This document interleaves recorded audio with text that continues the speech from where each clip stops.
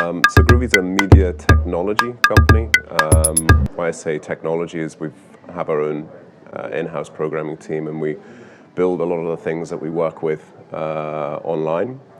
So we specialize in advertising, film, games, and television series, and we try and use our systems and tools to go out and meet the audience to get them interested in seeing the film or downloading the game or logging into HBO to go and watch the series. We have a 5-step component to our service. One, we sit down with the client, we help them media plan for the project. We find out what audiences might be interested in the film, and then we construct a media plan around that idea. And we incorporate with film a ticketing widget that geolocates you wherever you are in the world and shows you the showtimes for that film closest to you and allows you to buy tickets. And then we place those units online as part of the advertising, so whether it be on mobile devices, within Facebook, on Snap, it just depends on what channels we've selected.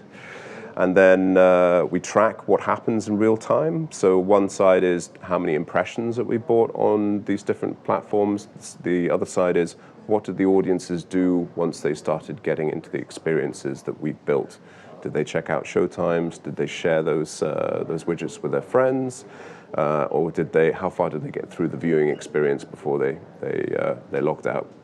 And then the final step is we aggregate all that data into a database and we use it for the next campaign. So you have two sides of the industry that should in theory be working with each other, but don't. So the cinemas receive the clients and sell them the tickets and the popcorn concessions and everything else. They also have the most important audience data because they actually have the transactional data. The distributors, they book the cinemas and they throw up lots of advertising and pay for big expensive campaigns to drive people over here. And no data is shared between these two bodies. So only after say your film releases on a Thursday, it's only on Monday that you get the report from the cinema as to how many tickets have been sold. But you don't know which of your advertising channels worked, who of your audiences turned up. You know, there's a big black hole in the industry right now. If you know what your audiences are doing online generally, you don't have to know specifically who they are, but you can map their behaviors according to film tastes, according to the location for the tickets that are bought. And from that information, you can start to advertise on behalf of the cinema, but you can also then start to advertise on behalf of the distributor.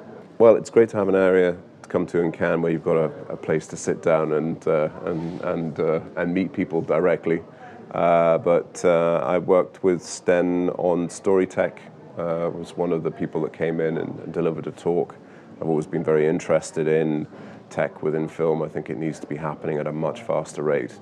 I'm a little bit concerned that film is getting left behind. Certainly the cinema industry is getting left behind by how technology is racing forwards. And I think more of these initiatives are important because film is very much a relationship-driven industry with a lot of old-fashioned ways to invest in movies, but also to seek payment for rights and copyright. So blockchain's a hugely interesting area around that, but it needs to be happening much faster.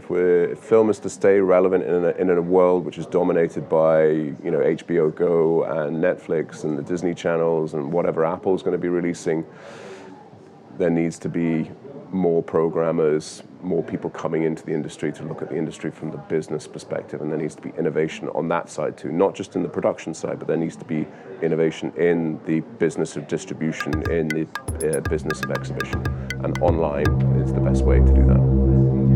Thank you so much. Thank you. All right.